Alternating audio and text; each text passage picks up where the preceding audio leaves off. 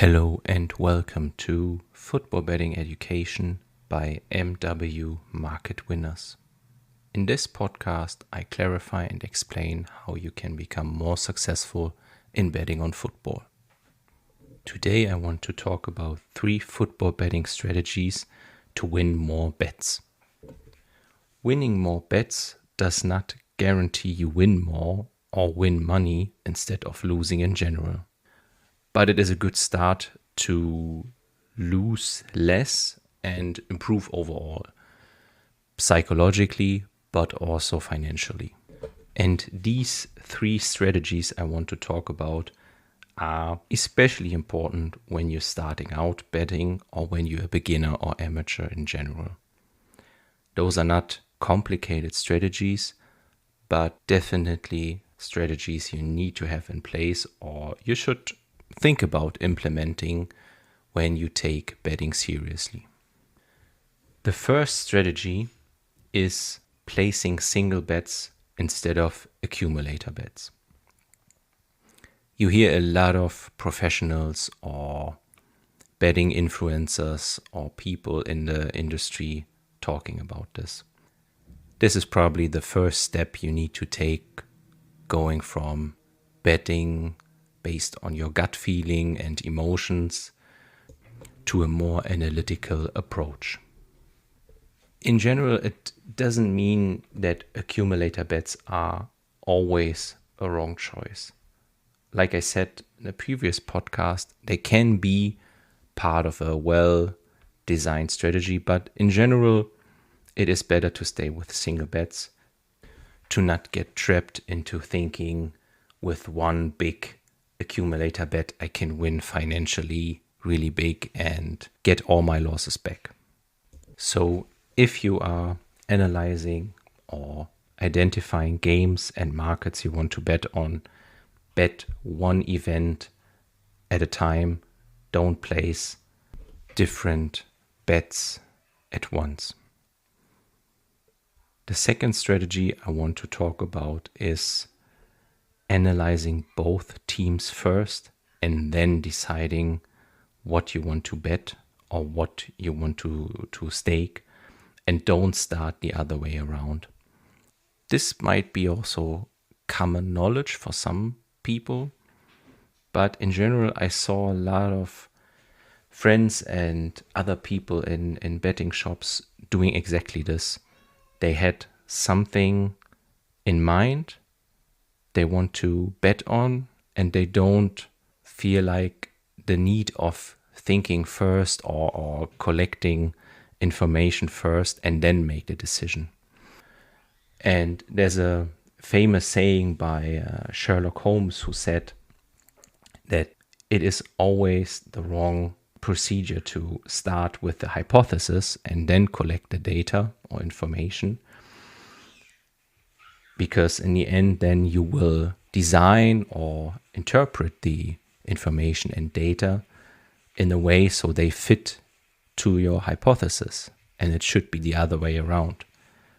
So start by analyzing teams, analyzing games, head to head, the statistics, look into the odds, and then try to find a weakness in the odds or something that makes sense from the data, from the information you gathered, and then formulate, okay, this is something I want to bet on, and make the decision on what money you want to stake on it, and not the other way around. The third strategy is something that I found very, very valuable as a beginner, but also as a professional, is to question or challenge yourself if you want to place a bet on high odds, but also on very low odds. Let me explain why this is something to think about. So if you have a high odd, this is something, for example, 4.0 or higher, you think, okay, Real Madrid will lose against a lower performing team in the league or in the Champions League. and you feel like, oh, when I bet 10 euros on that, I get 40 euros back. That's super nice. But the odd is always representing a probability, a likelihood. And you need to keep in mind that this is rarely happening. You might be right in this case, but always question and challenge yourself if you did enough work and research before you came to the decision, or if you are just drawn by the high odd on it, because a lot of beginners are drawn by high odds to a bet they're taking and not by the information and research behind it. And similar with low odds. This is maybe not so, something you will not see on first sight, but also low odds, when you have an odd of 1.1 or something like that. Of course, you have high chance by winning it, but it's always the question, is the risk betting money on it worth it? Because even in football, there are no 90%, 95% security in this will happen.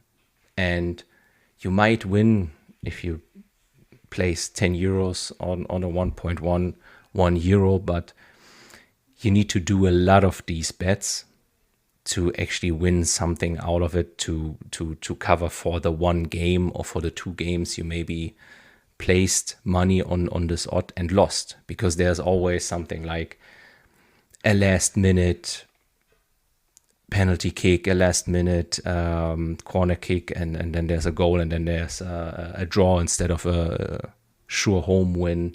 Red cards can happen and always influence games a lot. So this is something to maybe not implement in your work, but maybe in your thinking, to question and challenge yourself when there is a specific high odd or a very low odd, to make sure, does that make sense in the long run?